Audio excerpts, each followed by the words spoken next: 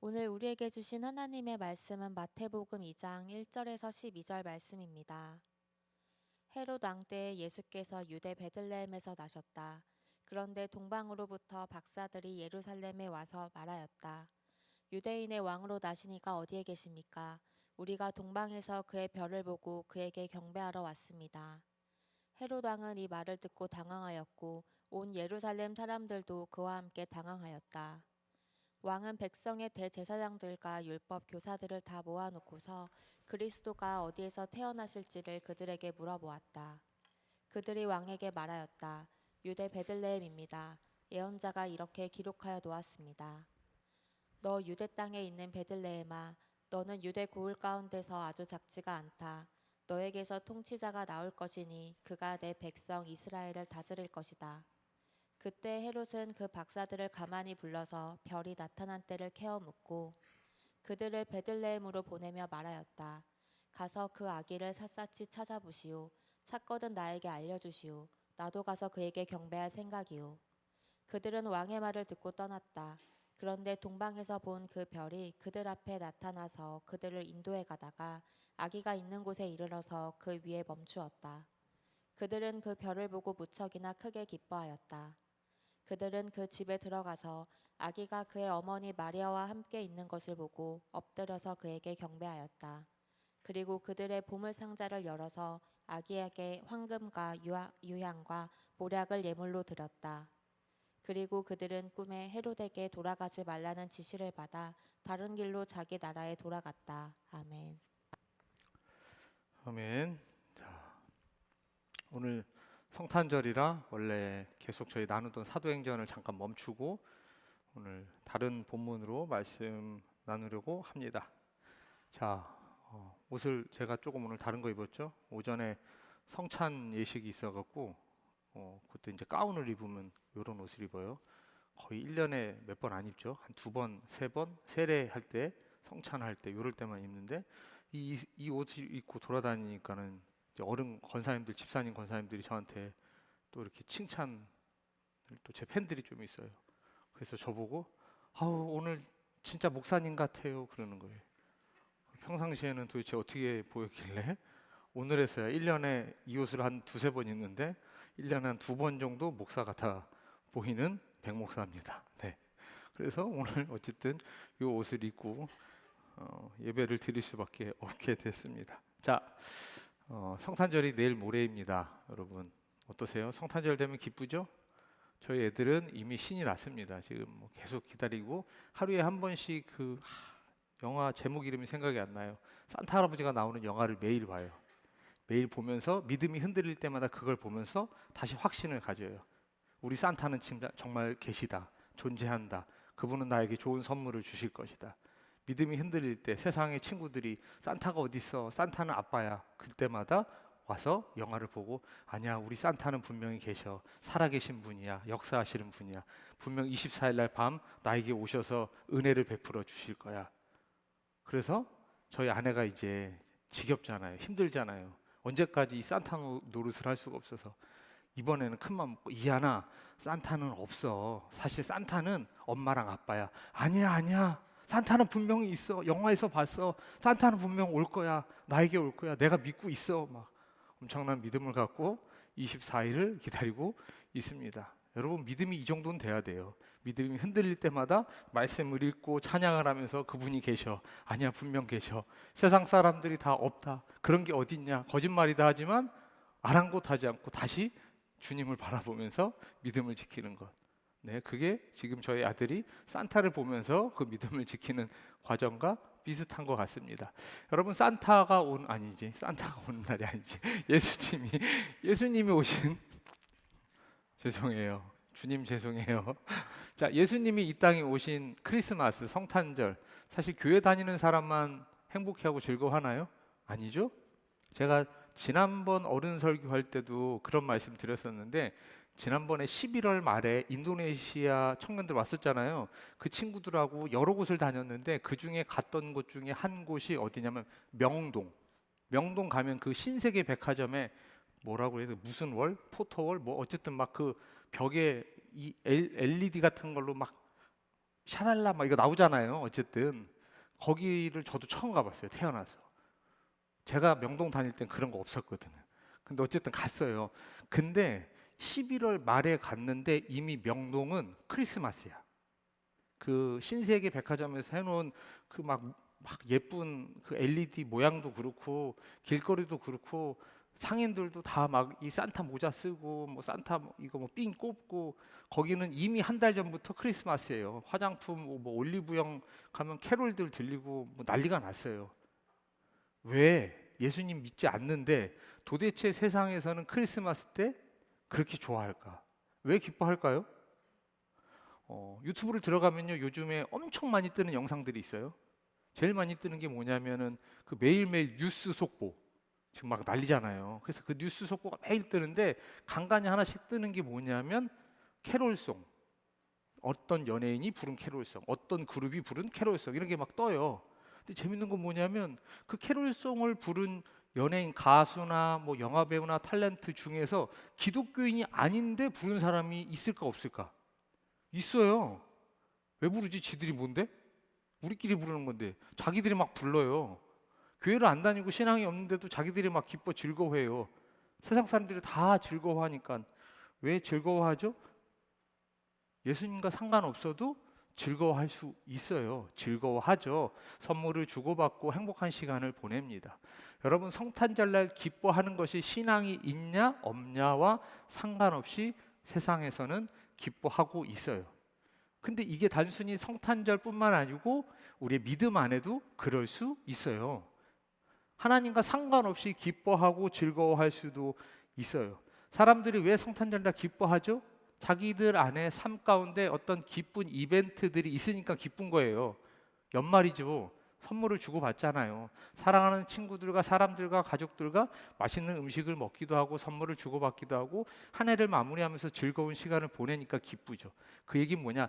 예수님과 상관없이 나에게 어떤 기쁜 것들이 있으니까 그 시간을 기뻐하는 거예요.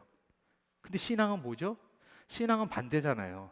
나에게 어떤 기쁜 일이 있어서 기뻐하는 것이 아니라 나에게 오신 주님으로 인해서 그 믿음으로 인해서 기뻐할 수 있는 것, 이게 믿음이죠. 주님으로 인해서 기뻐할 수 있고 주님 때문에 행복할 수 있고 주님 때문에 내가 헌신할 수 있고 이게 믿음이고, 반대로 믿음이 없으면 주님과 상관없이 세상적으로 아니면 나에게 어떤 필요를 채워서 내가 기쁜 시간을 보내서 즐거운 시간을 보내서 행복하고 기쁘다면, 하나님과 상관없는 기쁨을 누리고 있다면 그거는 믿음 없는 삶을 살아가고 있다는 겁니다. 그래서 우리에게 중요한 건요, 내가 지금 어느 시즌에 어느 때 기뻐하느냐, 이게 신앙이 있냐 없냐, 믿음이 있냐 없냐를 구분하지 않아요. 우리의 마음 가운데 어떤 것으로 어떤 이유로 어떤 동기로 행복하고 기뻐하는가, 이것을 확인해야 합니다. 그것이 믿음 안에서 시작된 건지 전혀 다른 것 때문에 행복하고 기뻐하는 건지 확인해야 돼요. 이 얘기가 무슨 얘기냐면은 오늘 본문의 내용에 이 주인공의 얘기가 나와요. 오늘 본문은 잘 알고 있는 내용이에요. 오늘 저녁에 아이들이 이제 주일학교 아이들이 막 뭐 찬양하고 율동하고 뭐 할 텐데, 자, 제일 많이 나오는 거, 성탄절 때마다 등장하는 사람들 있죠? 동방박사.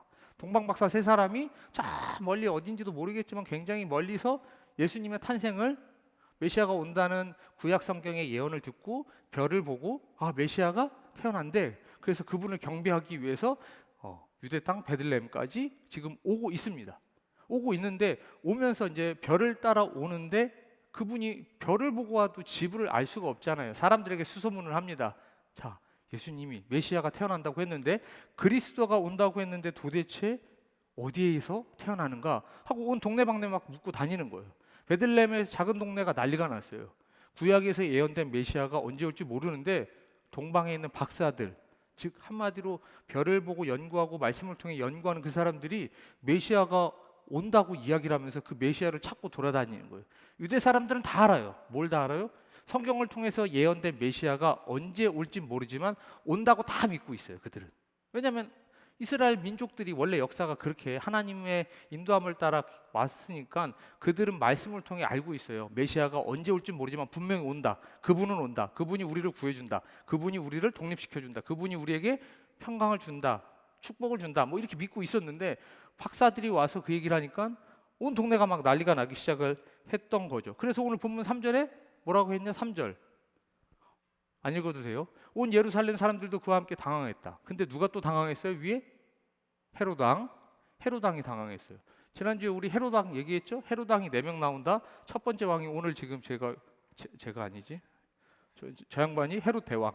첫 번째, 두 번째가 세례 요한을 죽인 저 헤롯 대왕의 아들. 세 번째가 지난주에 우리 사도행전 얘기할 때 베드로를 잡아들였던 헤롯이 세 번째 헤롯, 그 아들의 아들. 그리고 그 아들의 아들의 아들이 마지막에 사도 바울을 재판하는 헤롯. 이렇게 4명이 나오는데 이 지금 오늘 본문에 나오는 헤롯 대왕이 첫 번째 헤롯이에요. 근데 이 헤롯 대왕은 유대인이 아니에요. 이방인인데 유대 지역을 다스리는 분봉왕이에요. 지역의 왕. 근데 그들이 그 헤롯이 뭘 들었냐? 동방박사가 와서 이 땅에 메시아가 온다는 거예요. 자, 내가 대왕인데 나 말고 다른 메시아가 이 유대 땅을 독립시켜주고 이 유대 땅을 구원해줄 메시아가 태어났다고 이 얘기를 듣고 사람들은 사람들대로 당황하고 이 헤롯 대왕도 그 얘기를 듣고 당황하기 시작했어요. 소란이 막 벌어지기 시작했던 거죠. 그리고 나서 헤롯이 뭘 하냐 물어봐요. 선지자들을 불러요. 야, 선지자들, 니네 성경 말씀 잘 알고 가리키고 하는 선지자를 싹 불러갖고 구약 성경에 그런 얘기 있어? 있어요. 어디서 태어난대? 베들레헴에서 태어난대요. 근데 정말 베들레헴에 와서 동방박사가 찾고 다니는 거예요. 그럼 징조가 뭐야? 성경에 어떻게 써 있어서 그럼 어디 태어나는 거야? 막 물어요. 그러다가 안 되니까 누굴 부르냐? 자, 동방박사들을 헤롯이 불러요. 자, 박사들 일로 와봐. 너 메시아 예수 그리스도, 그땐 예수인지 몰랐죠. 그리스도를 경배하기 위해 왔다며? 그 그리스도가 어디서 태어나? 그러자 박사들이 하는 얘기가 우리도 찾고 있어요. 우리도 경배하려고 찾고 있어요. 그때 헤롯이 뭐라고 하냐면 그래, 찾으면 나한테도 알려줘. 왜? 나도 경배하려고. 자, 여러분 여기까지만 봤을 때 헤롯과 동방박사의 행동은 똑같습니다. 뭐가 똑같아요? 아기 예수님이 메시아가 태어난다는 소식을 듣고 그 아기 예수님을 찾기 위해서 어딘지 수소문하기 시작해요. 동방박사도 수소문해요. 그래서 헤롯이 들었죠. 헤롯도 아기 예수님이 어디 태어나는지 선지자들을 부르고 동방박사를 부르고 그래서 어디 태어난지를 찾기 위해서 둘 다 노력을 하고 있어요. 이유가 뭐죠? 동방박사가 이유를 설명해요. 경배하기 위해서. 경배는 뭐죠? 그분이 하늘로부터 오신 하나님의 아들이시니까 그분을 높이고 그분을 찬양하기 위해서, 메시아로 오신 그분을 기념하기 위해서, 기억하기 위해서 그분을 경배하겠다, 이게 목적이었어요. 헤롯이 뭐라고 얘기해요? 자기도 경배하겠다 이렇게 얘기를 하죠. 근데 헤롯이 진짜 경배하려고 예수님을 찾았나요? 그렇지 않죠. 우리가 잘 알고 있는 것처럼 동방박사는 헤롯한테 다시 돌아가서 예수님 어디 태어났는지 설명하지 않고 본국으로 돌아가요. 그래서 그때 무슨 일이 벌어지냐? 오늘 안 읽었지만 16절 말씀 읽어보겠습니다. 시작. 헤롯은 박사들에게 속은 것을 알고 몹시 노하였다. 그는 사람을 보내어 그 박사들에게 알아본 때를 기준으로 베들레헴과 그 가까운 온 지역에 사는 2살짜리로부터 그 아래 산의 아이를 모조리 죽였다. 자, 경배하겠다고 했는데 다 죽였대요. 왜? 누군지 모르니까 그냥 다 죽여버린 거예요. 무슨 얘기예요? 예수님을 왜 찾았어요? 똑같이 찾았어요. 왜 찾는다고 했어요? 경배하겠다고 했어요. 똑같은 행동을 했지만 의도가, 동기가 다르니까 결과가 전혀 달라져요. 동방박사는 정말로 경배하고 돌아갔어요. 헤롯은 경배하겠다고 했지만 똑같이 찾고 똑같은 이유라고 했지만 사실 의도가 다르니까 결과가 전혀 다른 결과로 나타나게 되어버린 거죠. 여러분, 이게 우리에게 분명하게 주는 어떤 메시지가 있습니다. 무슨 얘기냐? 제가 처음에 말씀드렸어요. 캐롤을 누가 불러요? 다 불러요. 다 불러요. 제가 아는 목사님은요, 성탄절 때 애들이 저하고 같이, 우리 교회 목사님 아니에요? 예전에 있던 교회 목사님 애들인데 걔네들은 성탄절만 되면 시무룩해져요. 왜냐하면 부모님들이, 그 목사님 사모님이 애들한테 선물을 안 줘요. 왜 선물을 안 주는 줄 알아요? 야, 네 생일이야, 예수님 생일이야. 그럼 애들이 그래, 예수님 생일. 근데 네가 왜 받아? 아니 그렇잖아. 예수님 생일인데 지들이 선물을 왜 받아요? 네가 예수님께 선물을 드려야지. 저금통 까? 헌금해. 얼마 할 거야? 이거 예수님 생일 선물로 얼마 드릴 거야? 이렇게 해요. 근데 옆에 있는 애들은 막 다 선물 받아요. 막 얼마나 좋아. 교회에서 나눠줘도 받으면 안 돼. 아빠가 받지 말랬대. 왜 예수님 생일인데 지들이 받아? 그래서 제가 아유, 잔치를 안 가봤나. 원래 잔치 가면은 어제 우리 잔치 있었잖아요. 결혼식 있었잖아요. 결혼은 세중이 하고 예은이 가는데 왜 우리가 밥 먹어?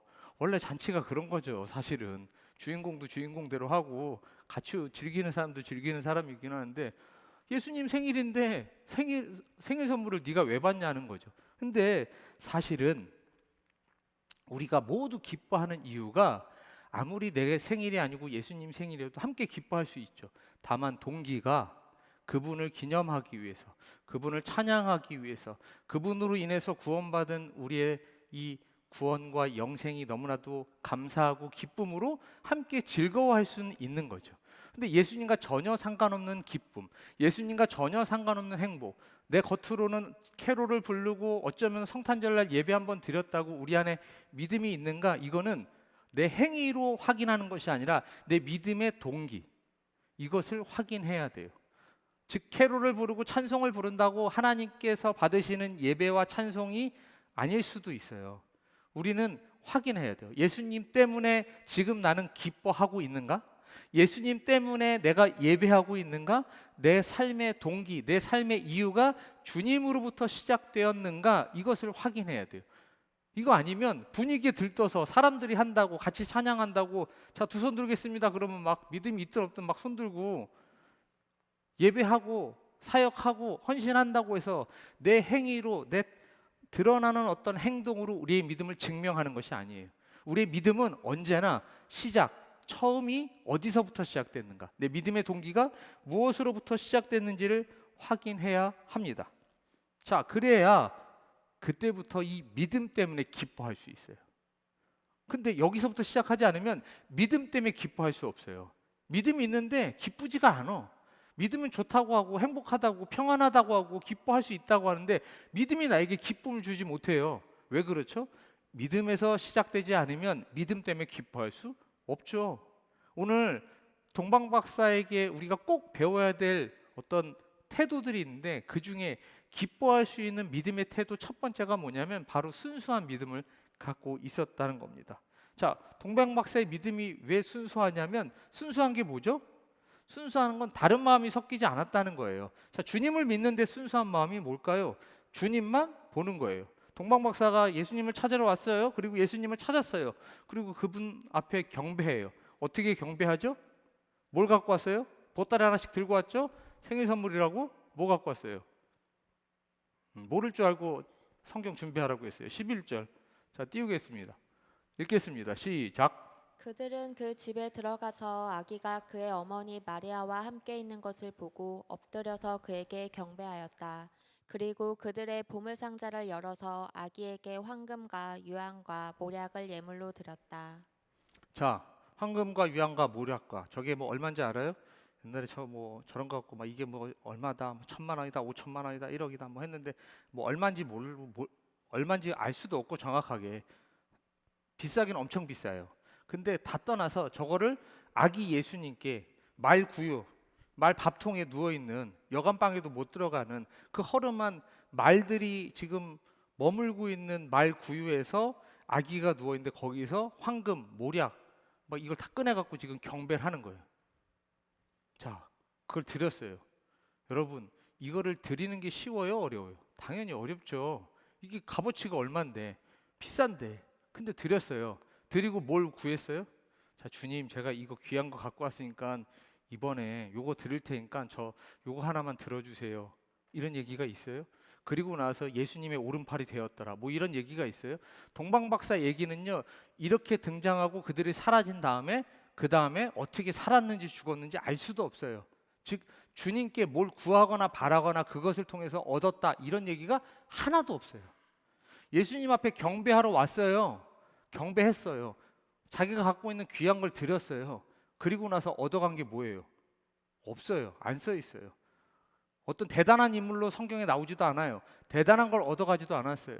여러분, 순수한 믿음이 뭐죠? 순수한 믿음은 내가 믿는 믿음, 순수한 사랑은 내가 사랑하는 그 사람 한 사람만으로 내가 만족하고 기뻐할 수 있는 게 순수한 거죠. 근데 순수하지 않은 건 뭐예요? 사랑한다고 하는데 돈을 벌지 못해. 그러면 싫어. 사랑한다고 하는데 내 말을 잘 안 들어. 그래서 싫어. 이거는 벌써 순수하지 않은 거죠. 순수하다는 건 그 대상 하나만으로 내가 만족하고 기뻐할 수 있어야 되죠. 정말 사랑하고 정말 내가 귀하게 여기면 그 대상 때문에 내가 무엇을 줘도 아깝지 않는 마음이 생기죠. 부모의 사랑이 보통 그렇잖아요. 제가 우리 애들 뭐 지금 아이스크림 사주고 과자 사주고 이번에도 결국은 크리스마스라고 아까 얘기한 것처럼 예수님 생일이지만 지들한테 닌텐도 칩 사줬어요. 할머니가 하도 사주라 그래서 사주는데 그거 어디다가 뭐 이렇게 장부에 적어요? 지금까지 가져간 게 무슨 1246만 원치다 뭐 이런 거 적어요? 안 적죠. 뭘 적어요? 부모가 자녀한테 뭘 할 때 안 적어요. 연애할 때 그런 사람들이 있어요? 뭐 가끔 그런 거 막 영상에 짤로 나오더구만. 지난번에 내가 샀으니까 이번에 내가 살게. 지난번에 나는 뭐 72,400원 썼는데 너는 왜 이번에 53,000원만 써? 그러면 뭐 18,700원은 어떻게 할 거야? 뭐 이러고 따지는 사람이 있어요. 그럼 어떻게 해? 헤어지지. 헤어져야 돼. 그런 사람 만나지 마. 몹쓸 사람이에요. 좋은 사람은 누구예요? 계산하지 않는 사람. 내가 한 개 줬으니까 너 하나 줘야지. 기브앤테이크는 무슨 축의금 얼마나 했는지 뒤적거려서 주고받는 사이는 아무리 친해도 어쩔 수 없는 남이라는 거예요. 근데 부모 자식 간에 너 지난번에 아빠 생일 때 10만 원 했으니까 나도 10만 원 한다? 이런 가족이 있어요, 없어요? 없지. 없어요. 즉 순수하게 사랑하고 순수하게 믿는다는 건 계산하지 않는다는 거예요. 주면서 아까워하지 않는다는 거예요. 주고받는 것으로 행복하고 기뻐할 수 있지만 그것 때문에 우리의 마음이, 우리의 믿음이, 우리의 사랑이 흔들리지 않아야 돼. 오늘 동방 박사가 주님께 경배할 때 첫 번째는 뭐냐면 자기네들이 귀한 걸 드렸는데 거기에 대한 대가를 얻었다, 바랬다 이런 얘기 하나도 없어요. 그냥 돌아가요. 여러분, 우리의 믿음이 주님께 드리는 것으로 받기 위해서 드리는 믿음 갖지 않으시길 바랍니다. 여러분의 믿음이 주님께 무엇을 드리든 무엇을 받든 그것과 상관없이 주님 한 분만으로 기뻐하고 만족할 수 있는 믿음을 갖기를 축복합니다. 여러분, 이게 믿음이에요. 계산하는 순간 그건 믿음이 아니에요. 거래지, 관계지, 인간관계지, 사회생활이지. 우리가 주님하고 예수님하고 사회생활할 건 아니잖아요. 예수님하고 축의금 주고받을 사이는 아니잖아요. 주님께서 우리에게 주신 것은 생명인데, 그래서 우리가 얻은 것은 생명이라면 다른 것 갖고 계산하는 믿음은 믿음이 아니다. 오늘 동방 박사가 주님 앞에 오직 주님 한 분만으로 기뻐할 수 있었던 첫 번째 키워 포인트는 바로 순수하게 주님만으로 기뻐할 수 있었다. 즉 우리에게도 주님이 우선이 되지 않으면 절대 믿음으로 기뻐할 수 없어요.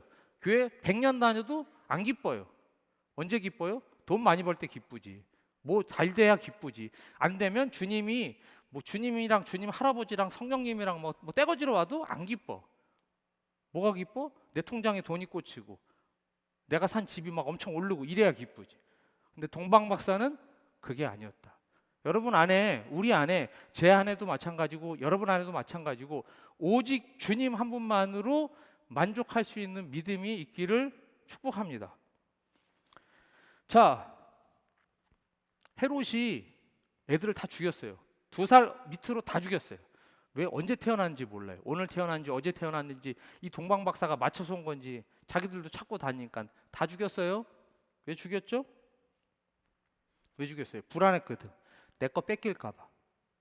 내 거 뺏길까 봐 불안했어요. 우리는 내 거 뺏길까 봐 주님께 온전히 헌신하지 못할 때도 있어요. 내 거 줘야 될까 봐. 내 거 달라고 할까 봐. 내 거 포기해야 될까 봐. 여러분, 그 믿음 갖지 마세요. 온전히 순수하게 주님만 바라보세요. 이 믿음을 가지면 순수한 믿음을 가질 때 드러나는 현상이 있어요. 그때 순종할 수 있어요. 순수한 믿음이 없잖아요. 부분적으로 순종해요. 뭐냐면 계산하고 순종해. 내가 할 만한가? 내가 하고 싶은가? 내가 잘할 수 있는가? 내가 못하면 안 해. 내가 바쁘면 안 해. 내가 힘들 것 같으면 안 해. 내가 좋아하거나 내가 기뻐하거나 날 드러낼 수 있거나 자랑할 수 있거나 내가 있을 때 좋은 결과가 나올 거는 하는데 내가 원치 않거나 내가 바쁘거나 내가 하기 싫거나 마음이 없으면 안 해요. 근데 순수한 믿음은 주님 한 분만으로 기뻐하기 때문에 결과에 연연하지 않아요. 그냥 가는 거예요. 그냥 가는 거예요. 말씀 앞에 순종하는 거예요. 결과는 주님께 맡기고, 나는 내가 얻는 거는 결과를 얻는 게 아니고 나는 주님의 말씀에 순종하는 사람인가, 여기에 집중하는 게 바로 순수한 믿음이에요. 근데 오늘 이 동방 박사가 가졌던 두 번째 믿음의 태도가 뭐냐면 바로 순종하는 믿음이었다는 거예요. 순수했기 때문에 순종할 수 있어요. 순수하지 못하면 순종하지 못해요. 자, 헤롯이 뭐라고 했냐면 동방 박사한테 그랬어요. 니네 메시아 찾으면 나한테도 알려줘. 나도 경배하려고. 사람들이 들을 때는 진짜인지 아닌지 우리야 결과를 아니까 알지만, 그때 그 현장에서 들었던 사람들이 이게 분간이 돼요? 안 되지. 이 사람이 자기도 경배하겠대, 왕인데. 그럼 동방 박사 입장에서 사람이니까, 주님은 그 마음을 헤아리겠지만 사람이니까는 이 사람이 진심인지 아닌지 확인을 못 하잖아요. 경배를 하고, 원래는 헤롯에게 가서 대왕님 찾았어요. 저희 경배하고 왔어요. 대왕도 가서 이제 경배하세요. 이렇게 이야기를 하는 게 정상이지. 당연히 그렇게 하려고 했겠죠. 근데 그때 무슨 일이 벌어지냐? 12절, 오늘 본문 12절 읽겠습니다. 시작. 그리고 그들은 꿈에 헤롯에게 돌아가지 말라는 지시를 받아 다른 길로 자기 나라에 돌아갔다. 아멘. 자, 뭐라고 되어 있냐? 꿈에 누가 나타났겠어요? 누가 나타날지 몰라요. 천사가 왔는지 주님이 왔는지 누가 왔는지 모르겠지만, 분명한 건 누가 왔는지 모르지만 누가 보낸지는 알아. 누가 와서 얘기했는지 모르겠지만 누구의 지시로, 누구의 명령으로, 누구의 마음으로 이들에게 이 메시지가 전달됐는지는 알아요. 누구의 계획으로, 누구의 뜻으로 이 메시지가 전달됐을까? 바로 하나님께서 그 메시지를 주셨죠. 자, 여러분들이 동방박사라고 생각을 해봅시다. 만약에 동방박사인데 어느 지역을 갔어요. 그 지역을 다스리는 왕이에요. 그때 왕은 자기가 마음만 먹으면 죽이고 살리고 마음대로 할 수 있는 권력을 가진 왕이에요. 근데 그 왕이 나를 불렀어요. 우리를 불렀어요. 아기를 찾으면 나한테도 알려줘. 그리고 그 왕은 기다리고 있어요. 그러면 박사 마음 가운데는 진심이라고 생각한다면 말을 했겠지만, 하나님이 갑자기 그냥 가래요. 그러면 드는 생각, 자, 권력자가 권력을 가지고 나한테도 알려줘 뭘 이야기했는데 내가 그 권력자의 명령을 어기고 돌아가려면 두 가지 생각이 들어야죠. 이거 갔다가 잘못되는 거 아니야? 분명히 말하라고 했는데 꿈에서 아무리 그래도 이거 나한테 손해가 되면 어떡하지? 이러다 죽으면 어떡하지? 나한테 뭔가 손해가 끼쳐질 수도 있을 것 같은데 그래도 슬쩍 말하고 가야 되는 거 아닌가? 이런 생각이 당연히 들어야죠. 주님의 말씀은 주님의 말씀이지만 인간적인 사고가 계속 움직이니까 그런 마음이 들겠죠. 반대로 그 마음이 아니면 다른 마음이 들 수도 있어요. 어떤 마음? 이거 그래도 얘기해주면 수고했다고 뭐 이렇게 콩고물에로 떨어지는 거 아니야? 그래서 얼른 얘기하고 가면은 왕이 시킨 일이고 그걸 그 심부름이든 명령이든 따르면 잘했다고 고생했다고 뭐라도 주지 않을까? 이런 생각을 할 수도 있어요. 자, 우리에게 하나님이 어떤 말씀을 주세요. 주님의 말씀에 순종하기 전에 우리의 마음 가운데 흔들리고 고민되는 포인트들이 뭐죠? 이 두 가지예요. 언제나 이거 했다가 손해보면 어떡하지? 이거 안 하고 나한테 이득이 있을 것 같은데 꼭 말씀을 따라야 되나? 이 고민이 우리에게 언제나 동일하게 옵니다. 살아가면서 어떤 결정을 할 때 청년들 다 나한테 오거든요. 목사님 어떻게 해요? 근데 경우는 다 다르지만 무조건 똑같아. 어떤 고민을 해? 말씀대로 했다가 손해보면 어떻게 해요? 말씀대로 안 하면 이득이 될 것 같은데 꼭 그렇게 해야 되나요? 결국은 뭐예요? 내 안에서 계산하는 거예요. 나에게 어떤가? 나에게 좋냐 안 좋냐? 이 결과가 내 인생 가운데 어떤 영향을 끼칠까를 내 입장에서 생각하는 거죠. 순수한 믿음은 누구의 입장에서 생각해요? 하나님의 입장에서 생각해요. 하나님의 계획이 무엇인지를 분명히 확인하려고 해요. 하나님이 기대하시는 것이 무엇인지를 확인하려고 해요. 그래서 하나님이 나를 부르셨다고 생각하는데 순수하지 않은 믿음이 될 때는, 두려운 마음이 들 때는, 계산이 않은 믿음이 될 때는 내 인생에 하나님이 오셨을 때 내가 이걸 어떻게 할지 이 고민을 한다는 거죠. 여러분, 그래서 우리에게 주님 한 분만으로 기뻐하기 위해서 필요한 것이 순수한 믿음과 순종하는 믿음이 있어야 되는데, 이 순수한 믿음과 순종하는 믿음은 내 인생을 내가 계산하는 순간 절대 가질 수 없는 믿음입니다. 그 얘기 뭐냐? 주님 때문에 기뻐할 수 없어요. 예수를 믿는 것이 내 삶 가운데 행복할 수 없어요. 내 계산에, 내 판단에, 내 인생의 좋고 나쁨을 내가 따져서 좋다고 생각할 때 기쁘고 싫다고 생각하면 불행, 이렇게 생각하죠. 주님의 말씀에 따르고 주님의 뜻에 따른다고 기뻐하는 것이 아니란 얘기예요. 그리고 그렇게 순종하는 자에게 하나님이 뭐라고 하세요? 오셔서 말씀하세요. 제가 오늘도 한 집사님하고 얘기를 하다가 그런 얘기를 했어요. 얘기 안 해, 더 이상은. 누구 얘기를 하면서 지금은 얘기 안 하려고. 왜요? 그래서 제가 그랬죠. 집사님, 들을 때 이야기해야지 듣지 않을 때 얘기해봐야 어차피 서로가 힘들어요. 그런 얘기하는 거예요. 제가 생각해봤어요. 하나님이 저에게 언제나 제 마음 가운데 깨닫게 하시는 순간들이 있거든요. 언제 들려요? 내가 주님의 말씀을 사모할 때, 주님의 말씀에 순종할 때는, 즉 내가 주님께 집중하고 주님을 향해서 내 모든 것들을 열고 하나님이 뭘 원하시지, 하나님이 뭘 말씀하시지, 나의 온통 관심이 거기에 있을 때는 주님이 주시는 마음들이 잘 느껴져요. 왜? 거기에 순종하니까. 근데 귀가 닫히고 무뎌. 내가 안 들어. 그게 뭐냐면, 엄마가 얘기해도 내가 엄마 말을 원래 안 들으면요, 뭐라고 얘기했는지 잘 기억도 못해. 하나님이 말씀하셔도 내가 안 들어. 순종하지 않아요. 그러면 아무리 말씀하셔도 점점 내 귀에는 하나님의 음성이 들리는 것이 아니라 세상에서 얘기하는 가치관, 기준, 다른 사람들이 어떻게 살았는지만 내 귀에 점점 예민하게 잘 들려요. 여러분, 순수한 마음으로 하나님께 순종하는 믿음이 될 때 하나님이 우리에게 주시는 가장 큰 축복이 뭐냐면 인도함이에요. 청년들이 와서 주님이 원하시는 길이 무엇일까요? 주님께서 원하시는 선택이 무엇인지 알려주세요. 근데 아무리 얘기해도 자기가 순수한 믿음으로 순종하지 못하면 제가 100번 얘기해도 안 들어요. 듣고 나서 지 맘대로 해. 근데 주님의 말씀에 순종하는 사람들은요, 저한테 오든 안 오든 주님의 음성에 예민하게 귀 기울이고 주님이 주시는 그 말씀에 최선을 다해 순종하며 살아가는 삶을 살아요. 이런 사람들은 점점 주님의 음성이 잘 들려요. 자꾸 보여요. 다른 사람을 통해, 세상을 통해, 여러 가지 통로를 통해 하나님이 나에게 말씀하시는 것을 계속 듣게 돼요. 이게 왜 축복이에요? 우리는 언제나 갈 바를 알지 못하고 살거든요. 어떤 선택을 해야 될지 수없이 고민해요. 이직을 해야 될지 말아야 될지, 학교를 편입을 해야 될지 말아야 될지, 이 사람하고 헤어져야 될지 계속 연애를 해야 될지, 결혼을 해야 될지 말아야 될지. 그때마다 계산하죠. 뭐가 좋나? 뭐가 안 좋나? 이러면 손해가 아니야?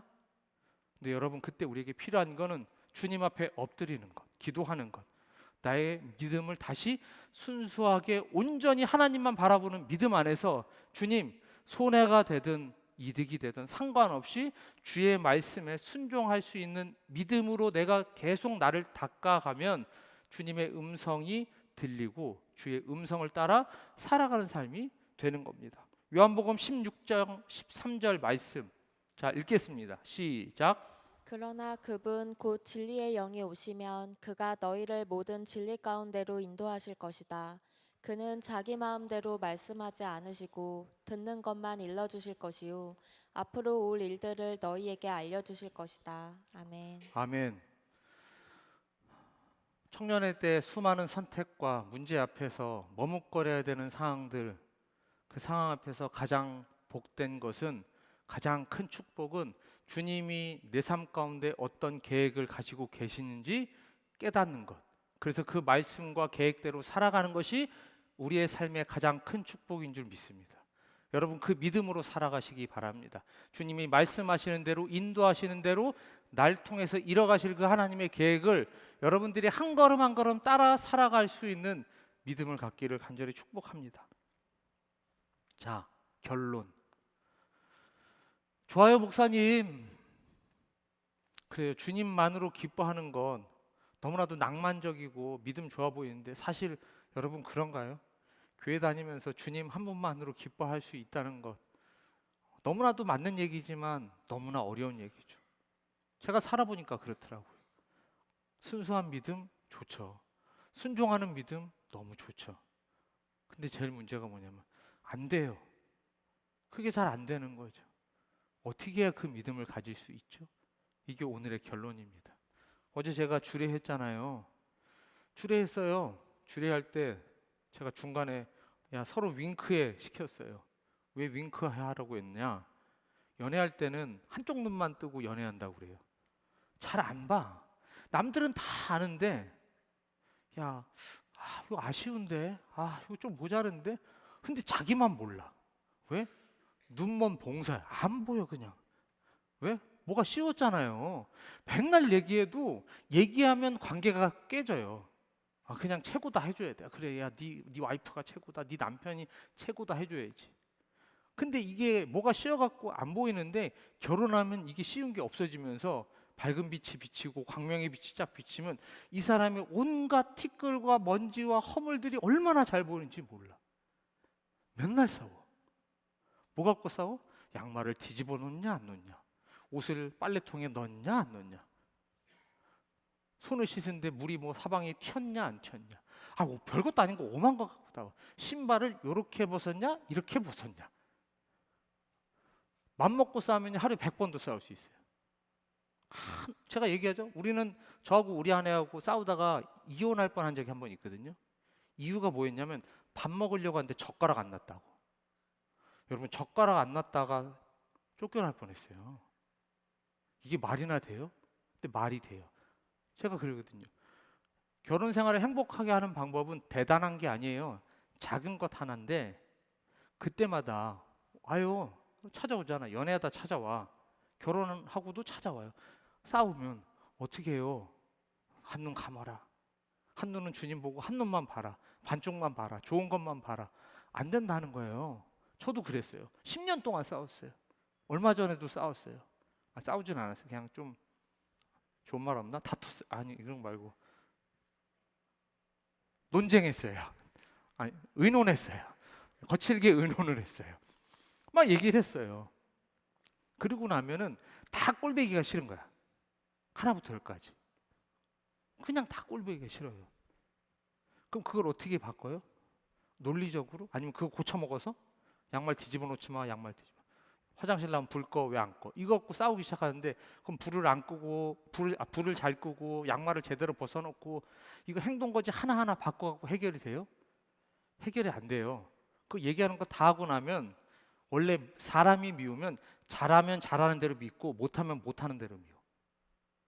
못하면은 아무리 얘기해도 안 고쳐서 믿고 말하는 대로 다 하면 독한 것. 야, 그 말한다고 그대로 다 하더라 진짜 뭐. 원래 그래요. 그때 어떻게 해야 돼요? 첫 마음을 찾아야 돼. 내가 부부가 연인이 이거 하나 갖고 저거 하나 갖고 이거 하나 해결하고 저거 하나 해결해서가 아니고 그때는 원래 첫 마음을 찾는 거야. 뭐? 내가 왜 만났지? 왜 함께 살고 있지? 이 젓가락 하나 때문에? 양말 하나 때문에? 뭐 하나 때문에가 아니라 사랑하니까. 이것을 고치고 바꾸는 게 아니라 사랑하니까. 주님께 순수한 마음을 갖는 것, 순종하는 것, 우리가 계산하기 시작해요. 하나 해결하고 하나 받고 하나 주고 하나 받고. 이게 아니고 어떻게 하나님 한 분만으로 되지? 안 돼요. 살아가 봐야 안 돼요. 제가 평생 교회 다녔잖아요. 교회를 떠나기도 했잖아요. 돌아오기도 했잖아요. 열심히 막 이런저런 마음으로 기도하기도 하고 하나님 해결해 달라고 하고 달라고도 하고 하나님한테 원망도 했는데 결국은 온전한 마음을 찾기 위해서는 하나만 구하는 거예요. 주님이 나 사랑하셨지. 주님, 제가 주님 사랑하는 마음 갖고 싶어요. 다른 거 따지고 계산하고 이거 주면 기뻐할게요. 이 정도는 돼야 되지 않아요? 이런 게 아니라 그냥 하나만 집중하는 거예요. 원래 내가 왜 이 사람하고 함께 했지? 사랑했으니까 함께 했는데 그까짓 거 양말을 뒤집어 놓냐 안 뒤집어 놓냐 이거 갖고 지지고 볶고 싸울 일이 아니잖아요. 이 사랑의 마음이 다시 회복되면요 나머지는 다 용서돼요. 마치 한 놈을 감은 것처럼. 근데 사랑의 마음이 없으면 아무리 완벽하게 다 지켜도 해결되지 않아요. 그래서 우리가 주님을 향한 사랑, 주님이 우리를 사랑하시는 것도요, 이 하나하나 논리적으로 따져서 해결돼서 서로 사랑하는 게 아니에요. 주님이 날 사랑하시는 게 은혜예요.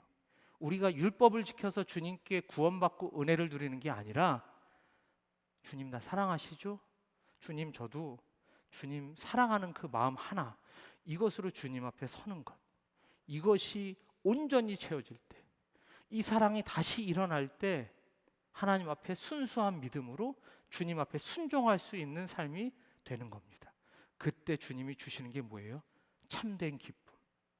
계산하지 않고 주고받지 않고 어떤 상황에서도 하나님 한 분만으로, 주님 한 분만으로 기뻐할 수 있는 진짜 기쁨, 이것을 주님이 우리에게 주십니다.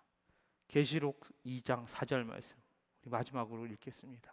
시작. 그러나 너에게 나무랄 것이 있다. 그것은 내가 처음 사랑을 버린 것이다.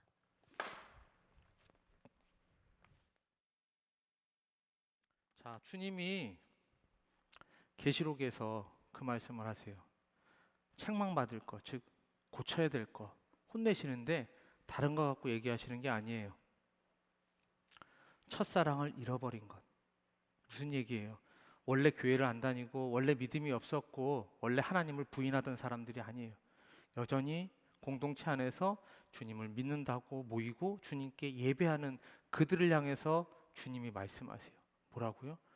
첫사랑을 잊어버렸다. 안 믿는 사람들이 아니라 우리 안에도 이 첫사랑을 잊어버릴 때 주님께서는 지금도 책망하세요. 반대로 얘기하면 제발 그 첫 마음, 사랑하는 그 마음 하나, 그거 다시 찾아라. 주님 한 분만으로 기뻐할 수 있는 믿음 회복해라. 주님이 원하시는 게 그거 하나예요. 여러분 그 믿음을, 그 사랑을 회복하시길 바랍니다. 그 사랑을 회복함으로 주님 한 분 때문에 기뻐할 수 있는 삶을 살아가는 여러분 되시길 간절히 축복합니다. 다른 것 계산하고 판단하고 확인하지 마시고 주님 나 사랑하시죠? 저도 주님 사랑합니다. 사랑하겠습니다. 그 마음, 그 믿음 주세요. 이렇게 간절히 기도함으로 주님 사랑하는 마음으로 하나님이 주시는 참된 평안, 기쁨 누리는 저와 여러분 되길 주의 이름으로 간절히 축복합니다.